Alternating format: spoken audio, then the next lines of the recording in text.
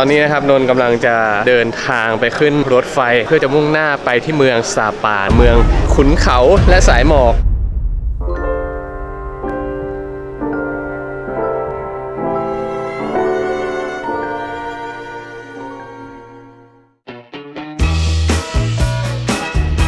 ถึง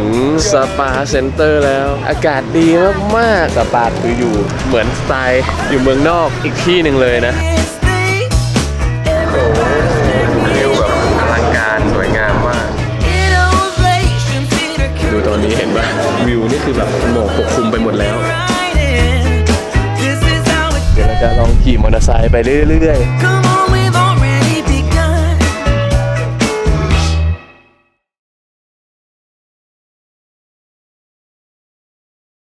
ตอนนี้นะครับนนท์กำลังจะเดินทางไปขึ้นรถไฟนะครับเพื่อจะมุ่งหน้าไปที่เมืองซาปานะทุกคนเมืองขุนเขาและสายหมอกแต่ว่านนท์ลุ้นอยากให้เจอฝนตกนะแล้วก็ช่วงนี้ที่ซาปาน่าจะแบบมีทุ่งนาเขียวๆแล้วนะครับเดี๋ยวเราลุ้นกันเดี๋ยวเราก็จะเดินออกไปเรียกรถเดี๋ยวดูก่อนว่าราคาในแอปกับราคาที่แบบโบกไปอันไหนจะถูกกว่ากันแต่นี่ก็จะเป็นครั้งแรกที่เราจะได้ขึ้นมอเตอร์ไซค์ในฮานอยตอนนี้คือนนท์เรียกแก๊ปไปแล้วรถของเรากำลังมาแล้วเขามาจากถนนเส้นไหนก็ไม่รู้นะทะเบียนก็คือ 29C2 น่าจะใช่ปะ 29C2 น่าจะเป็นคันนั้นโอเค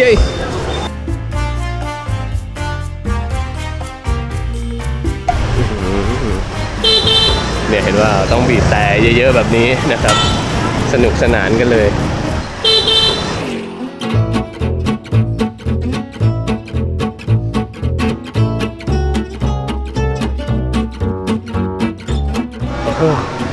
ชิลดีเหมือนกันนะนั่งมอเตอร์ไซค์ตอนกลางคืนนี่เดี๋ยวนนท์จะมาเอาตั๋วนะครับเป็นตั๋วรถไฟที่นี่นะแล้วก็เดินไปที่สถานีรถไฟ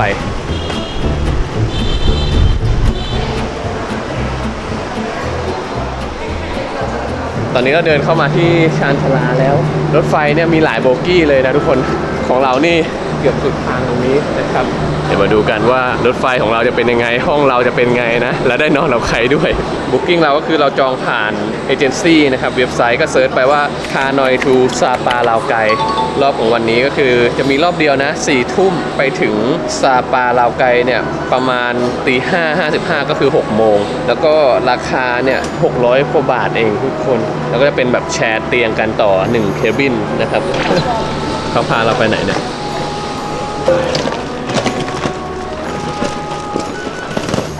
อ้าวปรากฏว่ารถเราคือไปคันหลังเลยเอาใหม่นะคนรถเราไม่ใช่คันนู้นนะครับแต่ว่าจะเป็นรถคันนี้ว้าตื่นเต้นเลยดิ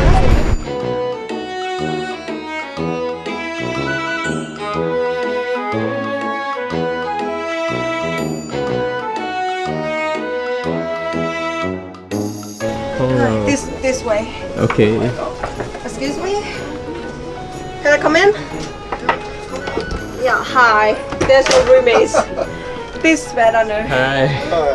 Hi. Okay. Nice to meet you. Nice to meet you.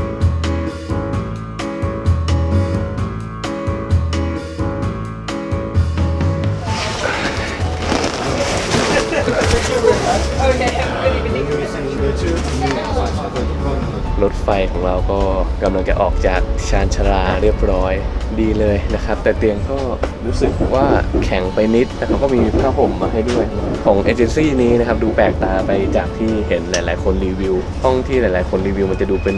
ฟิลแบบเหมือนรถไฟแฮร์รี่พอตเตอร์นะครับแต่อันนี้เป็นแบบโบกี้นอนที่ดูง่ายๆนะแต่ก็มีไฟหัวเตียงมีหมอนมีผ้าห่มให้เนี่ยอันนี้คือน่าจะเป็นเอเจนซี่เขาราแมนเอ็กเพรสเขาก็มีน้ำดื่มให้แล้วเราก็มีเพื่อนเกาหลี Hi Lee you say hello Hi, hello. How are you? I'm from Korea. ดูดิรถไฟวิ่งผ่านเมืองฮานอยพาไปดูข้างนอกโอ้จะพาเดินไปดูห้องน้ำแต่จริงๆรถไฟก็โยกอยู่เหมือนกันนะโอเคอันนี้คือห้องน้ำโซนล้างหน้าตรงนี้โอ้นี่คือห้องน้ำนะครับห้องน้ำก็คือสะอาด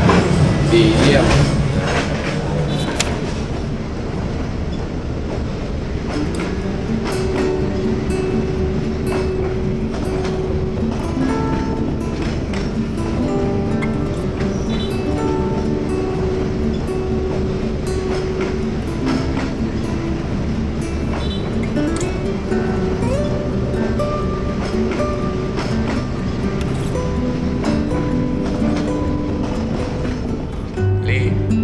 Yeah, you see the view the river นี่คือเขามีมาขายตั๋วรถบัสนะครับจากสถานีรถไฟเข้าไปที่ซาปาเซ็นเตอร์นะคนละ60 ดอง Yeah. Yes, it's take carefully. Tickets. โอเคนะครับ ก็สำหรับรถไฟนี้นะ จะหยุดทั้งหมด 10 สถานีในคืนนี้ แล้วก็ไปถึงลาวไกไปประมาณ 6 โมงเช้านะครับ จาก 6 โมงเช้าเนี่ยเราก็จะขึ้นมินิแวนไปที่ ลาวไกเซ็นเตอร์ ตรงนั้นเดี๋ยวเราค่อยไปหาโฮเทลหาที่พักกันนะครับ เพราะว่าเราก็ยังไม่ได้จอง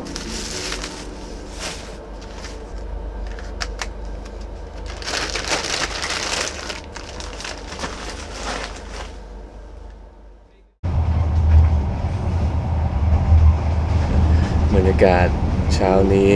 นี่ตี 5:30ก็ช่วงตี 5นะครับก็จะมีเจ้าหน้าที่เขาเดินมาเคาะประตูแล้วก็ปลุกนะวิวนี่ดีมากๆดูดิพอใกล้ถึงเมืองซาปาก็จะเห็นเป็นภูเขาเห็นเป็นแม่น้ำเห็นความเขียวสวยงาม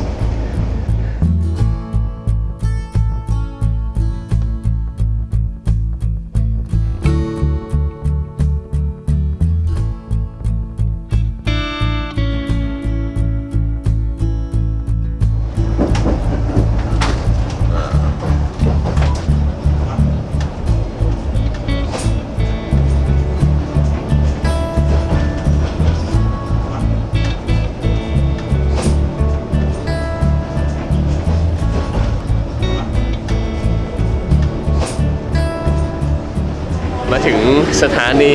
ลาวไกซาปาแล้วนะทุกคนเดี๋ยวเราจะต้องเดินไปขึ้นรถตู้นะครับเพื่อจะนั่งไปที่ซาปาเซ็นเตอร์แถวนั้นก็น่าจะมีที่พักมีอะไรเงี้ยเพราะว่าเรายังไม่ได้แพลนเลยว่าจะไปที่ไหนที่นอนคือนอนไหนบ้างเดี๋ยวไปหาที่พักกัน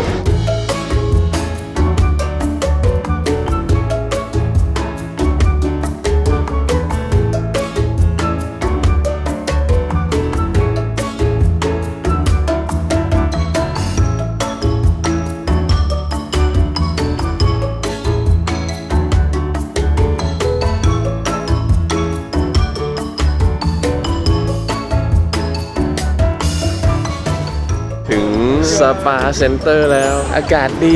มากๆเย็นสบายเปลี่ยนฟิลจากฮานอยเลยซาปาคืออยู่เหมือนสไตล์อยู่เมืองนอกอีกที่หนึ่งเลยนะแล้วก็บรรยากาศดีมากอากาศเย็นเดี๋ยวเราต้องไปหา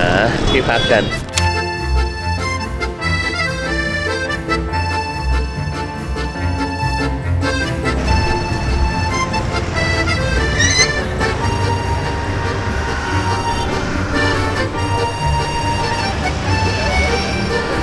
นี่คือมอเตอร์ไซค์ของเราได้เช่ามอเตอร์ไซค์ขี่ในซาปาเรียบร้อยถือว่าถูกนะที่แรกเขาขายเราแบบว่าวันละ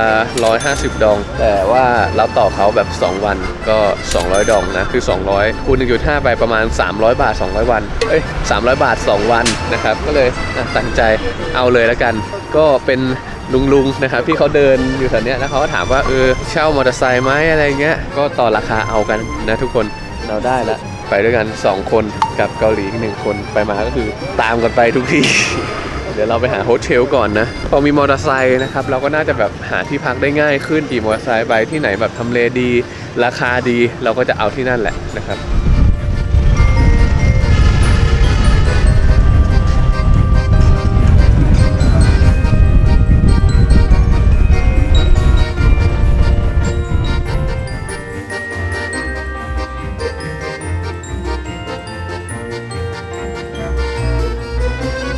ในที่สุดก็ได้ที่พักแล้วนะเป็นโฮเทลนะครับที่ค่อนข้างดูดีเลยชื่อว่า Rusting Hotel ราคาก็คืนละเท่าไหร่120 ดอง แต่ว่าวันนี้เราเช็คอินก่อนเวลานะครับเขาเลยคิดเรา150 ดองไม่แพงนะครับสบายๆมีผ้าขนหนูให้1 ผืนอันนี้กุญแจล็อกเกอร์ขอไว้ก่อนไม่รู้ว่าล็อกเกอร์เขาเป็นยังไงก็เสียไป100พอเช็คเอาท์เราก็เอามาคืนแล้วก็ตังค์คืนเดี๋ยวพาไปดูห้องกันนะครับว่าเป็นยังไงไปพามาดูห้องนอนกัน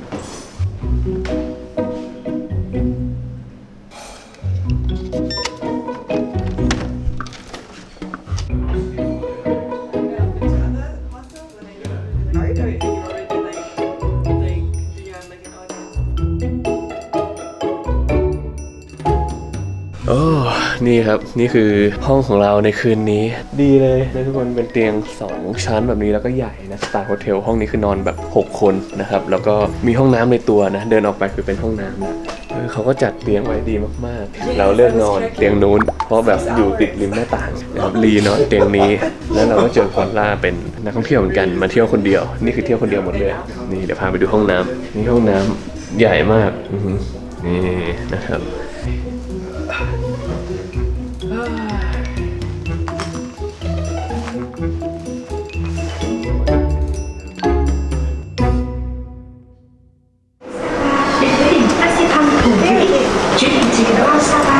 ตอนรับสู่ช่วงบ่ายนะครับหลังจากไปพักผ่อนที่โฮเทลนะเราก็มุ่งหน้ามาที่สถานีรถไฟตรงซันพลาซ่านี้เพื่อจะนั่งรถไฟเนี่ยไปเชื่อมต่อกับจุดกระเช้าเคเบิลคาร์นะที่สามารถนั่งไปเนี่ยขึ้นไปพิชิตยอดเขาฟานซิปันได้นี่เป็นความรู้สึกแบบแปลกๆเหมือนกันเพราะว่า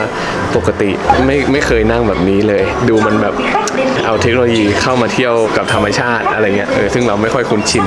เดี๋ยวมาดูกันว่าวิวจะสวยแค่ไหน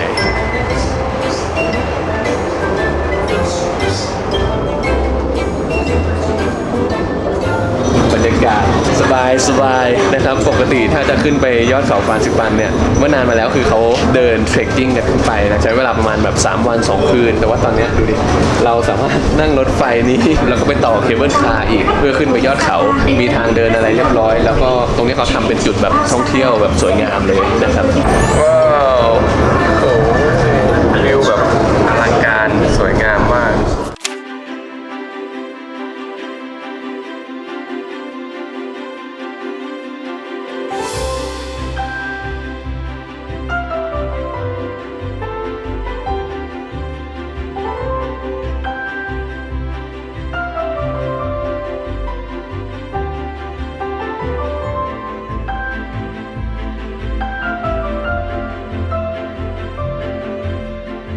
ผู้ชาย2 คนนะครับชวนกันมาเที่ยวฟานซิปันนี่ลงจากรถไฟนะครับจะเดินไปขึ้นเคเบิลคาร์ต่อเขาก็ตกแต่งไว้ให้แบบนักท่องเที่ยวมาถ่ายรูปเนี่ยเขามีสวนดอกไม้เขามีกาแฟแต่จริงๆคือมันสวยนะแล้วมันดูแบบฟิลยุโรปมากๆไปเดี๋ยวเดินขึ้นไปขึ้นเคเบิลคาร์กัน You go inside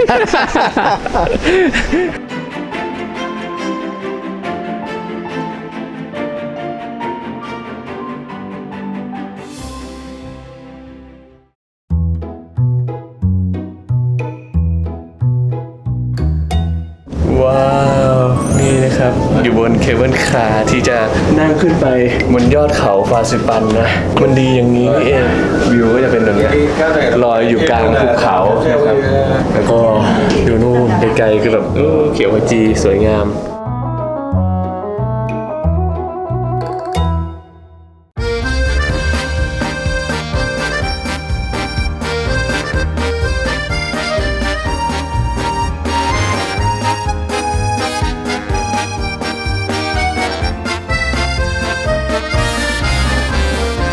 ยิ่งขึ้นสูงเท่าไหร่ครับกระเช้าก็แบบกระแกว่งแรงมากขึ้นใจวิวอยู่เหมือนกันนะ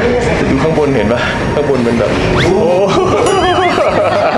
ใจวิวอยู่เหมือนกันนะข้างบนเหมือนเป็นแบบหมอกปกคลุมไปหมดเลยคือเคเบิลคาร์สายเนี้ยมีระยะทางประมาณ6 กิโลเมตรใช้เวลานั่งประมาณ15 นาที 20 นาทีแหละทุกคนนี่นั่งมาแล้วประมาณ10 นาทีก็ใกล้จะถึงยอดเขาแล้ว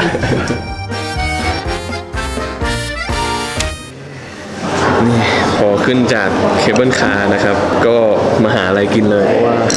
ดูตอนนี้เห็นปะวิวนี่คือแบบหมอกปกคลุมไปหมดแล้ว เราไม่รู้ว่าจะสามารถเดินขึ้นไปบนยอดเขาได้หรือเปล่าก็เลยมาหาอะไรกินก่อน นี่เป็นมื้อแรกที่ซาปาหลังจากแค่มื้อเช้ากินกาแฟไปเขากินแบบเหมือนเป็นโหระพากับอะไรสักอย่าง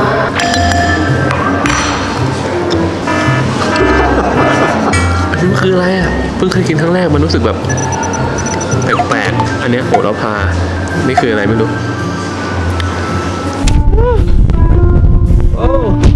โอ้ my god นี่ขนาดเลือกวันที่แบบท้องฟ้าปลอดโปร่งแล้วแต่เราก็ยังแบบขึ้นมาแล้วมาเจอหมอกปกคลุมแบบนี้ต้องมีอะไรผิดพลาดตรงไหนมองไม่เห็นอะไรละ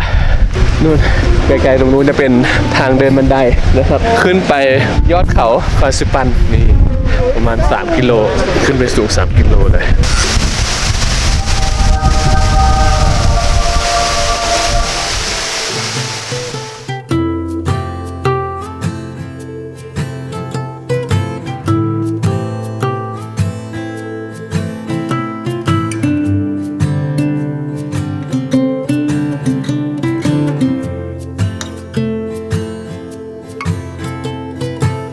แล้วเราก็เดินมาถึงซับมิดแล้วนะครับนักท่องเที่ยวเยอะมากๆเราเดินขึ้นมานะครับแต่ว่าบางคนเขาก็สะดวกนั่งรถไฟขึ้นมานะอันนี้ก็สามารถจ่ายได้อยู่ประมาณเกือบ300 ดองจุดเช็คอินต้องถ่ายรูปกับป้ายฟาซิปันมิตรลีหายไปไหนไม่รู้แอบขึ้นรถไฟมาก่อนเขามีธงให้ถือด้วยนะใครอยู่ประเทศอะไรก็ถือประเทศนั้นนะครับนี่ธงไทยเราธงเวียดนามดีกว่าเห็นไหม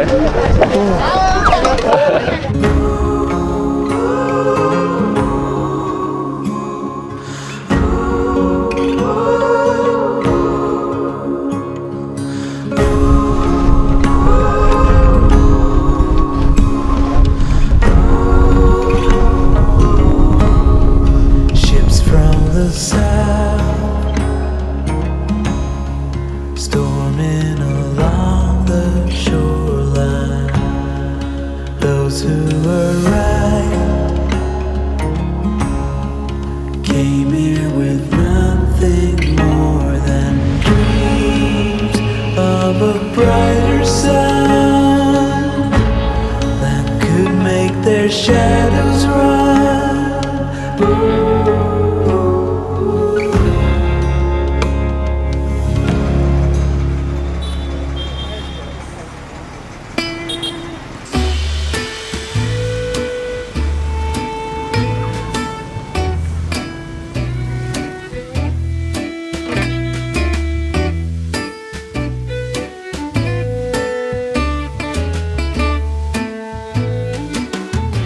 อากาศดีมากๆนี่นนมาเดินเล่นอยู่ตรงทะเลสาบกลางเมืองซาปานะครับแล้วพอมาเดินฝั่งนี้จะเห็นว่าเมืองซาปาเนี่ยมีภูเขาอยู่ล้อมรอบจริงๆสวยงามบรรยากาศดีมากๆเลยอ่ะคืออิจฉาเลยใครที่อยู่ซาปาเนี่ยคือมันบรรยากาศแบบรู้สึกแบบสดชื่นฟิลอากาศแบบสะอาดอ่ะ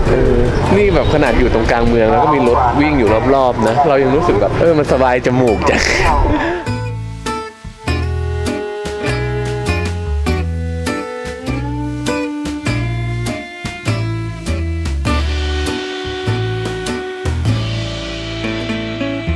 เรามาสั่งเป็นชานมนะครับชานมไต้หวันอันนี้เขาบอกว่าขายดีแล้วเราสั่งแบบหวานน้อยไปด้วย thank you นี่ครับมิกซ์เลยแบรนด์มิกซ์เลย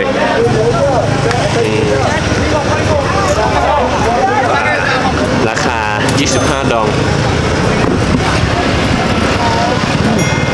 นิ้วทีของเขาอ่ะมีความหอมเบาๆนะแล้วก็เราไม่ได้สั่งหวานเยอะไงมันก็จะเป็นแบบจืดๆไปเลยแต่ตัวหวานอ่ะคือตัวบับเบิ้ลของเขาคือหวานมาก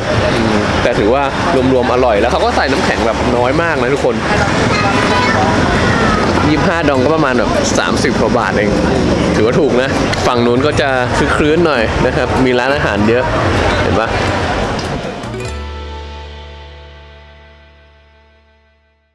ม Morning ครับทุกคนวันนี้จะพาไปเที่ยวแบบว่าคือเราจะไปทางหมู่บ้านที่เขาเรียกว่า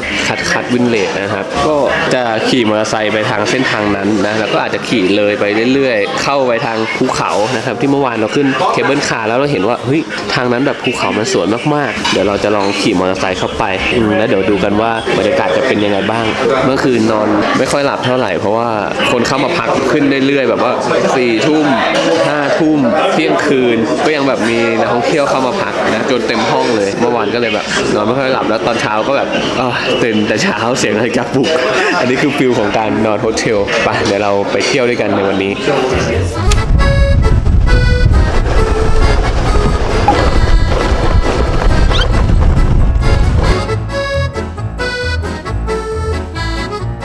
ที่แรกที่พามาในวันนี้นะที่นี่เป็นหมู่บ้านที่ชื่อว่าลาวไซนะครับจริงๆเขามีเส้นทางแบบให้เราสามารถเดินเทรคกิ้งได้นะนี่ครับตรงนี้เป็นจุดที่เห็นชาวบ้านเขาดำนากันอยู่เห็นไหมดำนาอยู่ไกลๆคือที่นี่อ่ะเขาก็จะเป็นแบบลักษณะนาที่เป็นแบบขั้นบันไดนะเพราะว่าเป็นนาที่อยู่บนภูเขาก็เห็นว่าภูเขาเนี่ยล้อมรอบเลยเห็นไหม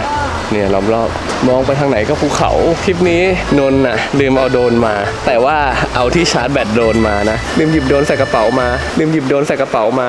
คือพลาดจริงๆถ้าทุกคนได้เห็นวิวแบบสูงๆอ่ะมันจะแบบโอ้สวยแล้วก็อลังการมากๆเลยนี่ก็เป็นลำธารโอ้ดูไก่ตรงนู้นดิใหญ่มากๆไก่แบบตัวใหญ่มากนั่นก็เป็นแบบลูกเป็ดเต็มไปหมดเลยดูน้องจะหนีเราปะก็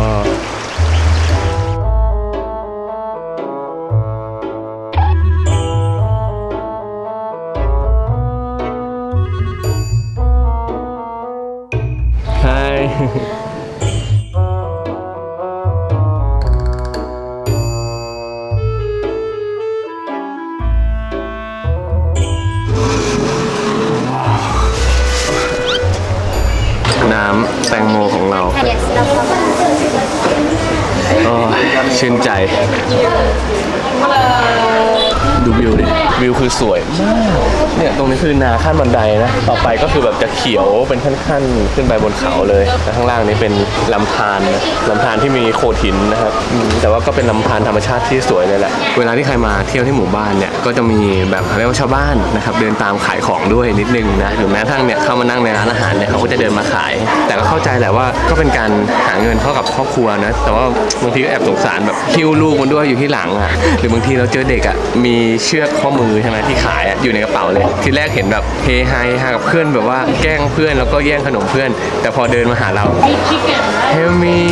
คือแบบเป็นฟิลการขายมากเดี๋ยวนนจะนั่งอยู่ที่นี่อีกสักพักนะครับค่อยขี่มอเตอร์ไซค์ไปเที่ยวต่อ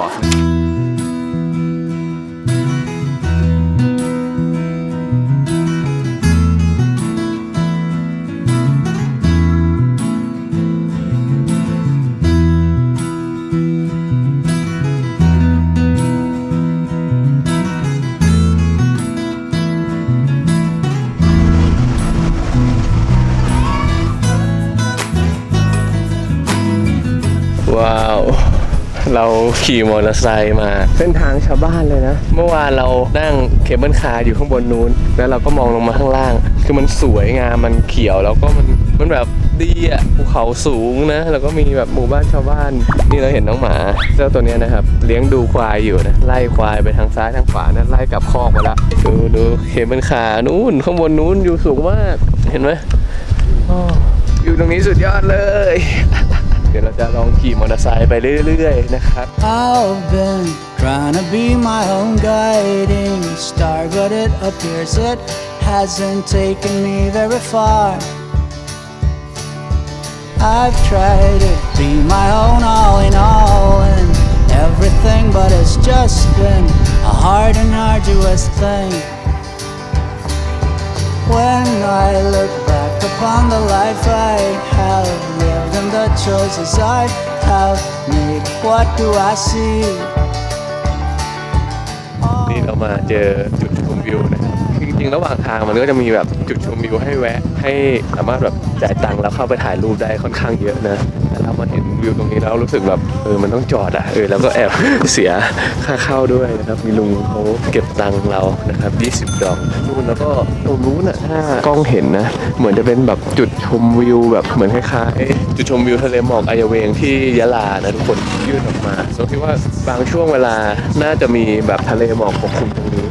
สวยมากคือถนนตรงนี้มันก็เป็นแบบถนนดีเลยแหละเป็นถนนลาดยางใช่ไหมรถขับมาก็จะเป็นแบบเนี้ยเจอน้ำตกเจอจุดชมวิวสวยงามก็เดี๋ยวเราถ่ายบรรยากาศตรงนี้นะ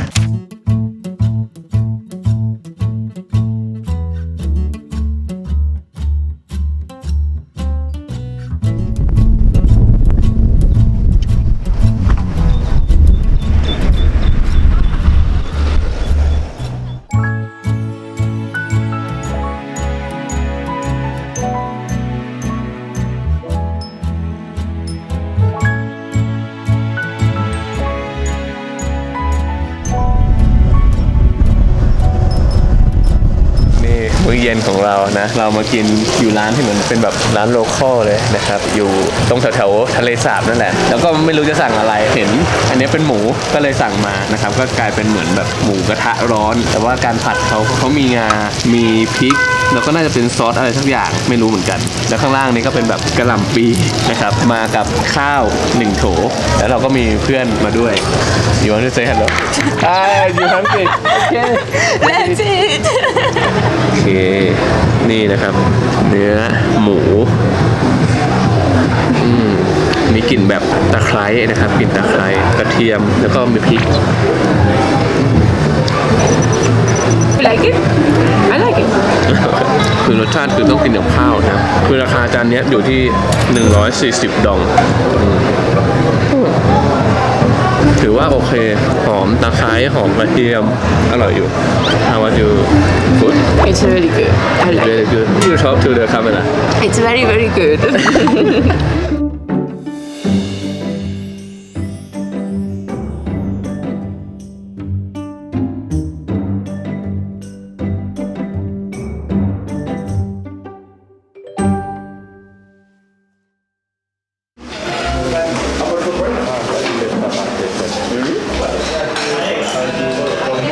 ตอนนี้เราเช็คเอาท์เรียบร้อยแล้วเดี๋ยวเราจะต้องเอากระเป๋าเนี่ยไปฝากไว้ที่รถบัสนะครับเราจะกลับไปฮานอยด้วยรถบัสตอน2 โมงเพราะว่าเราอยากจะดูเปรียบเทียบกันระหว่างรถบัสที่เขารีวิวกันเยอะๆนะดูแบบไฮเทคกับรถไฟที่เราได้ลองนั่งมามันจะต่างกันยังไงนะครับเราสั่งเป็นไฮลาเต้มาแต่ที่นี่เขาใส่กาแฟน้อยมากอ่ะนี่คือบรรยากาศมื้อเช้าของเรานะครับกับคนเดิม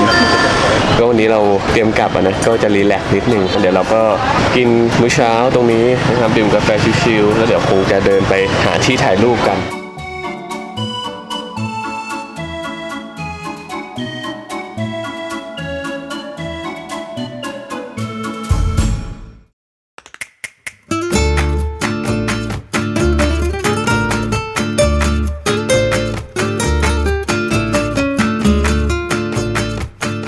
ที่โบสถ์ของซาปานะก่อนกลับนะครับแต่ว่ามาวันนี้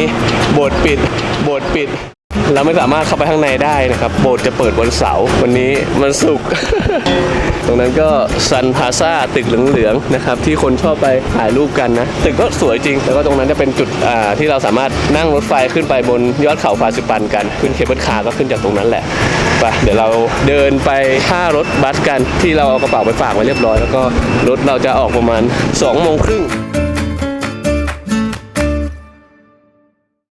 นี่ครับรถบัสเรามาแล้วเราก็พร้อมจะเตรียมขึ้นรถบัสแล้วคนแบบเต็มรถแน่นอนนะครับก็เป็นที่นั่งแบบนอนไปตรงนี้ก็น่าจะประมาณเท่าไหร่30 คนได้นะครับ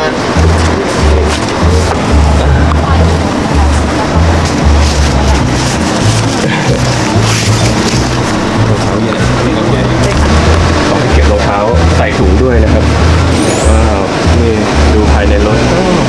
หรูหรามากๆ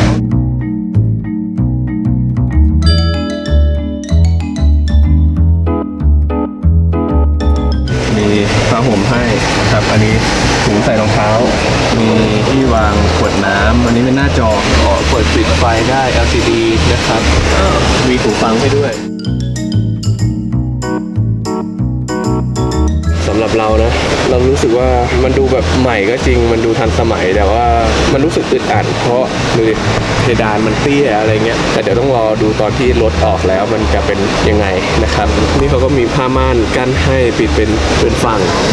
ได้ตามเสร็จได้ประมาณนี้ปิดก็พูดลงแล้วก็เพิ่งเจอรีโมทนะเหมือนว่าที่นอนเนี้ยจะสามารถนวดได้ด้วยทำไมมันไม่ติดล่ะเขาไม่เปิดหรอกโอ้เปิดแล้วมันนวดตูดครับทุกคนมันสั่นแบบเบาๆโอเคนี่มันมีให้เลือกด้วยกี่ระดับนะครับเดี๋ยวเราก็เปิดไปมันดีอย่างนี้นี่เอง ไปเดี๋ยวเราก็นอนเล่นใช้ระยะเวลาเดินทางน่าจะประมาณ6 ชั่วโมงนะครับไปถึงฮานอย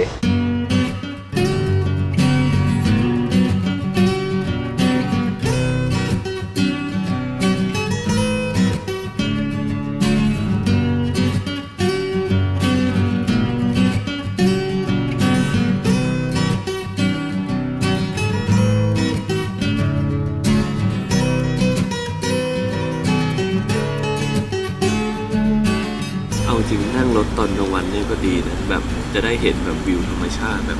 สวยๆแบบนี้นะ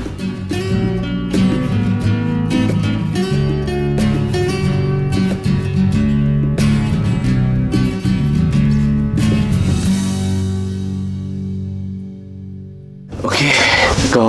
นี่เรามาถึงโฮเทลแล้วนะครับแล้วก็เพิ่งได้เตียงนะเพราะว่าวันนี้คนค่อนข้างเยอะมากๆเป็นการ walk in นะจบทริปสปา3 วัน 2 คืนแบบครบครันเลยตั้งแต่การนั่งรถไฟ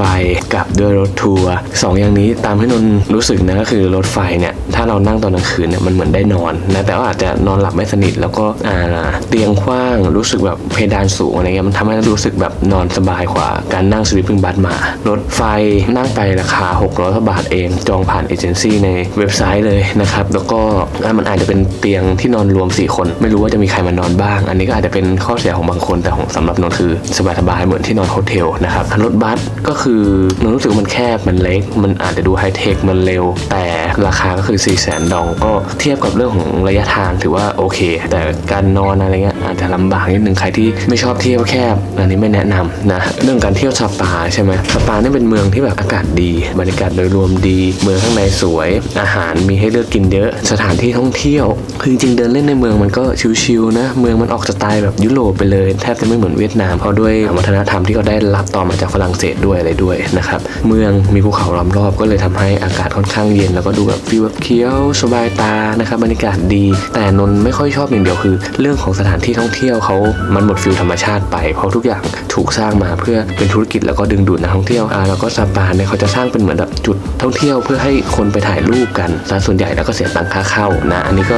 อาจจะต้องดูกันเอาเองว่าตัวเองอยากไปในแนวไหนแล้วก็จริงๆเที่ยวด้วยตัวเองได้แบบสบายๆเลยนะใครจะเช่ามอเตอร์ไซค์ขี่ตามนนไปเส้นทางธรรมชาติตามชาวบ้านไปหรือว่าจะขึ้นไปฟานซิปันโดยการขึ้นเคเบิลคาร์อะไรเงี้ยก็แนะนำเหมือนกันนะ3 วัน 2 คืนของนนที่ซาปาก็ถือว่าโอเคแฮปปี้นะได้เพื่อนใหม่เยอะแยะเลยโอเคหวังว่าจะชื่นชอบคลิปซาปากันนะพรุ่งนี้ก็จะกลับกรุงเทพแล้วบ๊ายบาย